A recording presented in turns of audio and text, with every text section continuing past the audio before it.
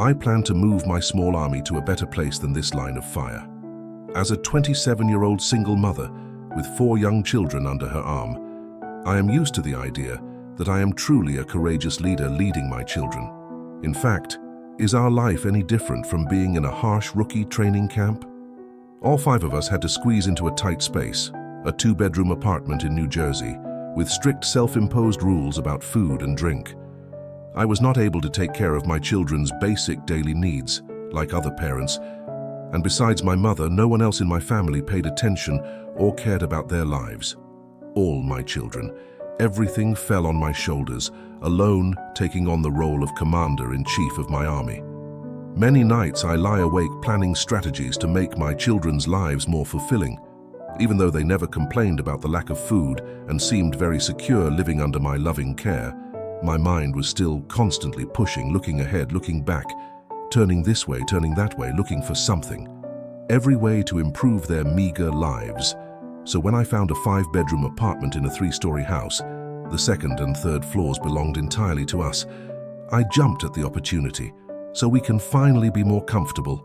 This house even has a spacious backyard. The landlady promised to fix everything within a month. I agreed and immediately paid in cash the first month's rent and also the security guard fee, then hurriedly left to inform my soldiers that we were about to move. The kids were happy and very excited. That night, we all lay huddled in bed, calculating what we had to do for our new home. The next morning, I informed the host where we were staying and started packing. We loaded the boxes quickly and neatly. Looking at my army at work, my heart also feels warm. When the flood arrived, I suddenly realized my fatal mistake. I didn't have the key to this house. Then day after day, with phone calls going unanswered and failed attempts to break into the house, I began to panic. I called the real estate company to inquire. They said this house was rented by someone else. I was cheated. My face distorted. I looked at my children's eager faces and tried to find words to tell them about this bad news. They accepted it calmly, even though I just wanted to cry because of disappointment. With the depressed mood of a defeated person, I faced even worse difficulties. You cannot return to the old house. I've already spent all the money I have on this new place to live, so what else do I have left to consider renting another place to live? My mother also wanted to help, but on the condition that the children were not allowed in her small apartment. Frustrated, I turned to a friend for help. She is also a veteran like me, raising 5 children on her own and struggling with life just like me. She tries her best to show hospitality, but 9 children in 4 rooms. Just imagine, I'm sure you can understand our tragic situation. After 3 weeks, it was all unbearable. We have to leave. There was no other choice, and I didn't know what else to do. We just have to pack up.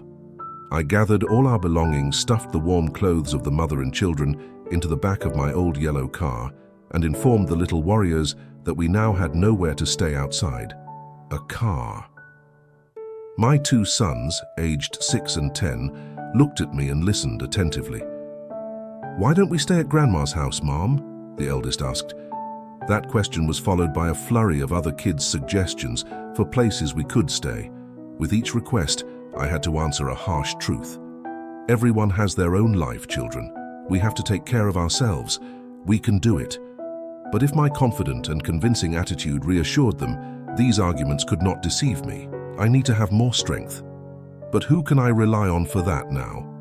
When it was time to go to bed, I gathered my little warriors and headed to the station, my mother and I's car. The children obediently obeyed, but my mind kept focusing on the fierce war situation in front of me. Should I do this with my children? But really, what else can I do in the current situation? Unexpectedly, it was my small army that gave me the strength I needed. For the next 4 weeks, we lived in the car, showered at my mother's house in the morning, and ate at fast food restaurants. The children seemed to enjoy this strange routine. They didn't miss a day of school, didn't complain, and didn't question my decisions. They trusted their commander's wisdom so completely that I began to feel courageous. We can get through it. Each night we stopped the car at a different spot, lighted areas near buildings. When it gets cold, the children huddle in the back seat that has been lowered to make a bed, sharing body warmth and blankets. I sat in the front seat, half asleep, so that I could occasionally wake up and start the car engine to use the car's heater to keep us all warm. When I earned enough money to rent an apartment, there was no place that would accept 4 children, so we checked into a hotel. How wonderful. It's no different than a military leave. We were nervous and happy to have a gravel system, beds, and safety. We secretly cooked our own food and learned how to prepare delicious meals using the 2-burner stove. We chilled the dairy dishes in the tube because the hotel had plenty of ice. Finally, after many months, the promising owner of the house sent a money order to return all my money and apologized profusely. I used this money to find another apartment to rent. That happened 13 years ago. I now share command with a husband, and the children are well cared for by us in a spacious home. Every morning when I go to check on my army, now almost as tall as me, I remember the despair of the past, the terrible enemy we fought and conquered together. I thank God for giving me these tiny warriors, this brave, stubborn little army, warriors who never knew fear during that terrible march. Their courage is the material that makes heroes the greatest. Thank you so much for watching and stay blessed.